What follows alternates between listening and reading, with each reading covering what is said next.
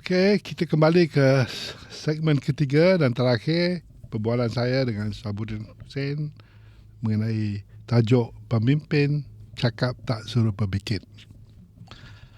Okey, Cik Syahabuddin, saya nampak DAP lah, parti yang paling lantang zaman dulu lah. Apa benda yang UMNO BN buat, tak ada satu tak betul. Satu pun tak ada. Semua saya, tak betul lah. Saya pun tahulah, saya pernah DAP juga. Semua tak betul. Hari ni DAP ni macam orang putih kata lapdog. Lapdog. Duduk diam-diam. Diam-diam. Contoh di Selangor, elevated highway, PJ Disposal Link katanya 4 bilion. Projek yang rakyat tolak, orang Selangor tolak, dan masa itu Menteri Besar yang sekarang ni pun setuju batalkan sebelum pilihan raya. Sekarang ni hidup balik dah. Dan DAP pun sokong. Jadi ini lagi contoh cakap tak suruh berbikin. Dan dalam hal ini mengapa budaya begini berlaku ni? Apa salah orang selalu takut sangat nak kritik dalam kerajaan? Bukan kerana parti itu parti berbeza. Dan DAP pernah kata dia bukan parti Cina. Dia parti semua rakyat. Jadi takkanlah tak ada benda yang dia boleh komen tentang dasar kerajaan sekarang. Apa sahaja dia takut dia?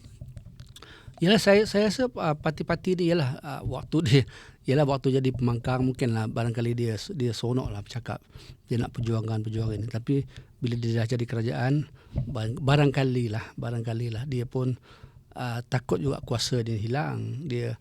Kuasa ni seronok untuk menghayalkan. Memanglah kuasa ni syok. Kuasa ni menghayal. Jadi dia mungkin dia terlalu nak jaga, tapi dia lupa bahawa kalau dia terlalu menjaga kuasa sampai dia mengabaikan apa kehendak rakyat, dia tidak lama dia sokongan rakyat kepada parti itu tidak lama. Contohnya macam you cakap highway tu kan, elevated highway di Selangor yang dah dibatalkan sebelum pilihan raya, lepas tu bila menang pilihan raya disambung balik. Sedangkan rakyat tetap tolak. Patutnya janganlah bolak-balik. Cakap suruh bikin lah. Bikin lah.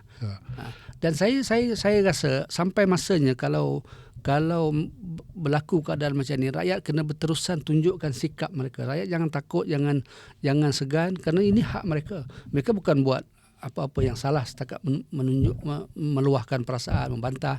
Saya rasa itu tidak salah. Jadi kena berani supaya pemimpin ni sedar bahawa apa yang mereka cakap tu. Tapi rakyat Malaysia ni berani ke, Den? Kalau kita bandingkan dengan rakyat Indonesia ke, rakyat India ke, rakyat Cina, berani ke? Tapi saya rasa kita sudah mula berani. Kita sudah mula berani sebab dulu orang tak percaya UMNO ni boleh jatuh. Tapi bila kita asak-asak dengan kita bangkitkan semangat rakyat tahun 2018, akhirnya UMNO untuk pertama kali kalah juga dalam kuasa. Kemudian tu selepas UMNO sentiasa bertukar-tukar kerajaan. Jadi kali ini pun PS dengan UMNO ni pun kali pertama. Tapi kalau berterusan berlaku macam ni, saya rasa rakyat pun kena terus tunjukkan sikap mereka lah, supaya pemimpin ni dia bukan untuk mereka, untuk pemimpin, supaya pemimpin tu lebih faham apa tanggungjawab dan apa yang dia cakapkan. Tapi Den, saya agak skeptikal lah, Den. Mungkin rakyat berani, tapi hari ini kalau zaman UMNO BN dulu, kita ada pembangkang Anwar Ibrahim, Karpal Singh, Lim Kit Siang, macam-macam, Bar Council, Bersih, dan gagasan-gagasan segala macam lah. Sekarang ni semua dah diam, Den. Saya rasa ada je yang masih bersuara. Saya ada bersuara. Yalah, Syahabuddin Hussein mungkin bersuara, sebagainya diam lah. Bersuara diam-diam tak guna, Den. Macam Bersih saya rasa masih bersuara lagi. Tapi Bersih dah jadi ABIM, Den. Yalah, dia bekas dia punya pengurusi itu bekas Presiden ABIM. Lepas tu dia okey lah, harap-harap saya silap lah. Harap-harap rakyat api perjuangan tu ada hidup lagi lah. Harap-harap rakyat jangan matikan semangat dia. Tapi kerja kita tak boleh matikan semangat tu. Sebab rakyat ni dia ada anak, ada cucu. Lepas dia anak dia. Jadi apa yang dia perjuangkan tu dia mesti fikir generasi selepas ni, untuk kepentingan generasi selepasnya.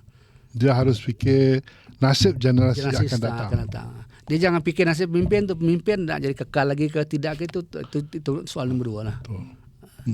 Saya harap saya pun jemput juga 1-2 orang pemimpin PAS datang cakap ni. Tapi tak ada satu pun yang terima tawaran saya. Itu apa sebab je, Din? Saya harap lepas ni dia akan datang tu. Sebab PAS dia kata PAS for all.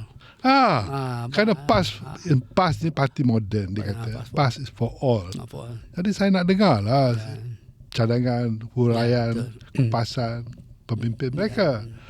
Dan seperti yang mereka tahu, saya ni dah tak ada parti lah. Saya ni UMNO lah, ahli biasa lah. Tapi saya UMNO pun saya hentam kalau tak betul. Kalau saya boleh mengingat, boleh saya tambah sikit tu. Kalau saya boleh nak memberi bukan ingatan lah, memberi pandangan lah sikit pasal PAS ni. Bahawa PAS ni saya sekarang ni dalam semua parti-parti politik, PAS mempunyai jumlah ahli parlimen paling besar sekali, 43. Secara individu, parti secara individu dia paling besar. Dan saya tengok kalau pattern sokongan Melayu yang ada sekarang masih memihak kepada dia, saya tidak terkejut bahawa kalau pilihan raya akan datang, PAS akan menang lebih banyak kursi lagi. Dan dia akan menjadi parti, kalaupun dia bukan pemimpin dia jadi Perdana Menteri, tapi saya yakin dia akan menjadi parti yang lebih berpengaruh di negara kita. Jadi sebab itu saya menyarankan kepada PAS supaya bahawa dia lebih membuka diri dia kepada pelbagai kelompok untuk dia termasuk Zahid Ibrahim podcast lah. Termasuk podcast Zahid Ibrahim, untuk dia menonjolkan diri dia, meluahkan pandangan dia supaya orang lebih faham perjuangan dia. Jadi saya harap nasihat Syabuddin ni didengar oleh pemimpin PAS lah. Tak usah malu dan segan dengan Zahid Ibrahim lah. Kita semua kawan-kawan. Kita kawan, kita cakap. Kita tak ada motif lah. Tak ada motif. Kita semua ni dah tua dah. Tak ada motif nak jadi PM, DPM. Tak ada. Jadi kita harap PAS dapat seperti dia katalah, berikan kepada rakyat dengan lebih meluas. Pemahaman rakyat kepada konsep dia. Bisa je. Dan saya fikir macam dia letakkan calon PM yang baru diwar-warkan Ahmad Samsuri. Saya fikir itu pendekatan yang paling bagus sekali. Sebab dia kenal ke Dr. Samsuri? Saya tak berapa rapat lah, tapi dulu pernah jumpa lah masa dia dengan masa dia kalau boleh dia pernah jumpa lah. Pujuk lah dia datanglah ke rumah saya studio sebab ni. Dia pemimpin yang saya rasa orang Melayu semua orang boleh terima. Saya banyak bercakap dengan kawan-kawan daripada China, India. Mereka nampak dia ni moderate lah, sederhana. Boleh terima dia. Dia jumpa dia lah. Lepas tu, okey. Balik kepada last point lah dia hari ni, perbincangan kita hari ni, mengenai Kongres Bumiputera ni. Saya nak balik lah. Okey. Kerana Kongres ni dia 10 tahun sekali lah, 8 tahun sekali. Dia ikut mood. Dia ni satu cara UMNO cuba menghidupkan semangat Melayu, Melayu dia ni, bela Melayu. Okeylah, tak apa. Jadi Kongres ini saya nak sebut ni katanya lain daripada yang dulu. Ia lebih inklusif. Apa fahaman Din? Yalah, yang dia digambar inklusif tu ialah parti pembangkang kononnya nak dijemput, tapi tak tahulah sama ada peluang bagi input, saya tak tahu. Kemudian tu nak dijemput juga bukan Melayu, nak bagi input, kononnya nak supaya dia dapat memberi pandangan macam mana nak menguatkan kedudukan ekonomi Bumiputera. Saya setujulah, tapi kena betul-betul lah inklusif tu, kena betul-betul inklusif dan betul-betul bukan saja orang kata kita meletakkan ketuanan Melayu itu kekal, tapi yang lebih penting ialah ketokehan Melayu tu. Ketuanan Melayu tak penting, Melayu mesti jadi tokeh. Tapi sekarang ni Melayu chairman aja. Setakat Melayu jadi tuan, tapi orang lain jadi tokeh tak guna. Dia mesti jadi Melayu tuan, tokeh. Melayu jadi tokeh. Tuan dan tokeh sekali. Tuan dan tokeh sekali. Ini dah lebih Dan. Saya nak jadi tokeh aja. Sekarang ketuanan Melayu dia pun macam tak tepat sebenarnya. Tuan tapi orang lain tokeh. Tak boleh. Tak boleh lah. Jadi tapi jadi kita nak yang lebih inklusif dengan arti kata sebenar lah. Harap ada hasil yang lebih yang lebih besar daripada kongres-kongres yang pertama dulu yang lahirkan Bank Bumi Putra, MARA semua kan. Ada hasil yang lebih baik lah, yang lebih baik untuk generasi, bukan kita lah, generasi anak kita, cucu-cucu kita lah. Dan selain daripada inklusif, apa yang Din harap selain daripada retorik lah, selain daripada slogan, apakah yang perlu dilakukan yang agak berkesan dengan secara mendalam lah, secara efektif untuk ekonomi kita dan orang Melayu? Sebab saya rasa Melayu saja tak cukup, Din. Kalau benda tu untung Melayu tapi rugikan orang lain, dia tak akan jadi. Tak boleh. Tak boleh. Dia inklusi ni mesti sama-sama untung. Ya, kena sama-sama untung. Sama untung, kalau rugi sama-sama rugi. Apakah contoh yang you rasa perlu kerajaan buat? Misalnya, kalau kita balik pada tahun 68 lah, ya. Kalau 65 MARA, 68 Bank Bumi. Itu satu perkara yang luar biasa, lain daripada yang lain, dan yang memberi kesan yang sungguh baik dan mendalam kepada masa depan orang Melayu. Sekarang ni apa yang perlu dia mereka buat? Contoh satu aja. Contoh tu nanti saya fikir. Tapi saya fikir macam tu lah. Dia mesti ada yang bentuk satu gagasan lah. Satu gagasan yang boleh nampak, yang boleh dia punya peranan tu menyeluruh kepada bukan saja orang Melayu majoriti, tapi juga kepada orang lain dengan bantuan kaum-kaum lain juga, akhirnya menolong semua orang. Kena ada yang macam itulah, sebab dia sesuai dengan Perdana Menteri kita punya aspirasi sendiri. Dia Melayu anak saya, Cina anak saya, India anak saya, Kadazan dia nak semua.